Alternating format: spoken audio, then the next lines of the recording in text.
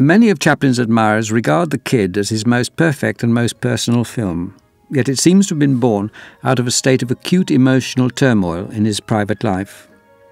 In October 1918, Chaplin had compromised himself into a hasty marriage with a 17-year-old actress, Mildred Harris. The couple had little in common, and Chaplin's personal boredom and frustration resulted in an acute creative block. He later wrote, "I was at my wit's end for an idea."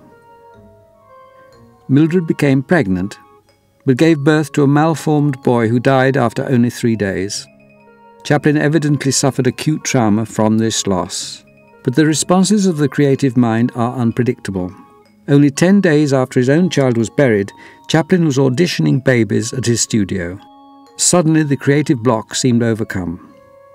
He was absorbed and excited by a new plan for a story in which the little tramp would become surrogate father to an abandoned child. The film would be called The Waif. By chance he visited a music hall where a virtuoso dancer was performing. At the close of his act, the dancer brought on his 4-year-old son, a beautiful, sparkling little boy called Jackie Coogan. Chaplin had found his co-star. Jackie was a born mimic and could perfectly imitate any action or expression Chaplin showed him. This made him the perfect collaborator. Chaplin was the supreme and sole creator of his films. His colleagues all agreed that if he could have done so, he would have played every part in every film himself. Failing this, he looked for actors and actresses who could and would faithfully and unquestioningly copy precisely what he showed them. In Jackie Coogan, he found his ideal actor. His inspiration seemed never to slacken during the shooting, which extended over most of 9 months.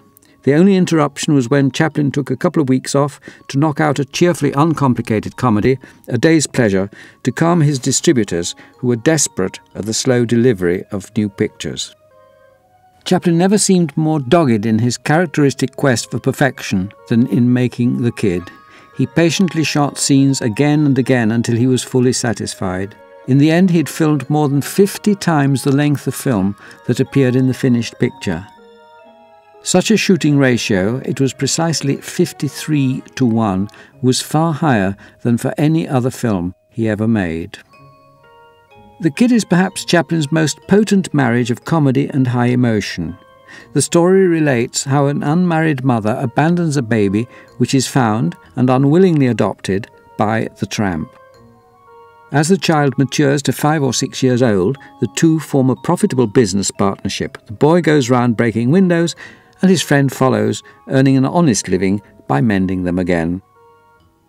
The tramp ferociously opposes the efforts of social workers to take the boy into public care, and finally he is reunited with his mother, now a successful opera singer. The emotional element of the film reaches a peak of poignancy in the scenes where the social workers try to take the boy away to an orphanage. The anguish and ferocity of the tramp's fight to keep him are unquestionably inspired by memories of Chaplin's own childhood heartbreak at being taken from his mother at 7 years old and placed in a home for destitute children. By the time shooting had ended, Chaplin's now irretrievably estranged wife, Mildred, had begun a suit for divorce. Terrified that her lawyers would try to seize the Kid, Chaplin and his most faithful associates fled California. The film was edited in secret in a hotel in Salt Lake City and an anonymous studio in New York. There were to be further financial problems with the distributors, but when The Kid was finally released in February 1921, it was an instant triumph. Everywhere it was shown, perhaps the greatest triumph of all Chaplin's career. Jackie Coogan, at 7, became a world celebrity, honoured by princes, presidents and the Pope himself when he embarked on a European tour. He enjoyed a brief film career as a child actor, but, as Hollywood wits declared, senility hit him at 13 years old. As a young adult, he found himself penniless. His mother and stepfather had mismanaged his childhood earnings, and what little money was left was eaten up in legal battles. The one good outcome was that Jackie's much publicised problems led to the introduction of a law to give financial protection to child performers, and to this day it is known as the Coogan Act. In later life, Jackie, once the most beautiful child in the world, achieved very different new fame as the nastiest of old men, Uncle Fester in the TV series The Addams Family. All this, though, was still hidden in the far-off future in 1921, when the kid gave Chaplin the only true co-star of his career and brought both Chaplin and the child to an unparalleled peak of world fame and affection.